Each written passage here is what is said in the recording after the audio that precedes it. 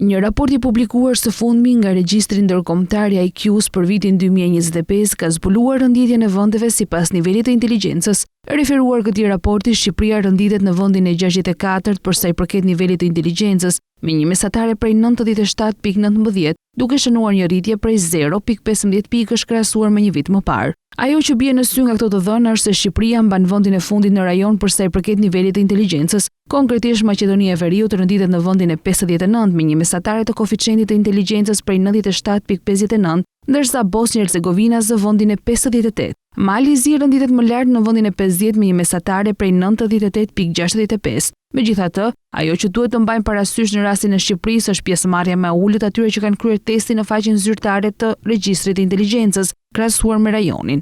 Ndër vendet e rajonit, Serbia rezulton të ketë popullsinë më inteligjente duke u rënditur në vend të 18 me një mesatare të IQ-s për 100.86. Ky rezultat e pozicionon Serbinë jo vetëm në krye të rajonit Ballkanas, por edhe ndër vendet me nivelin më të lartë të inteligjencës në Europë. Raporti gjithashtu zbulon se vendi me nivelin më të lartë të inteligjencës në botë është Kina, e ndjekur nga Korea e Jugut dhe Japonia. Këto vende njihen për sistemet arsimore rigoroze dhe kulturën e përkushtimit ndaj studimeve, faktor që sipas ekspertëve ka ndikuar ndjeshëm në nivelin e lartë të IQ-s në këto shoqëri.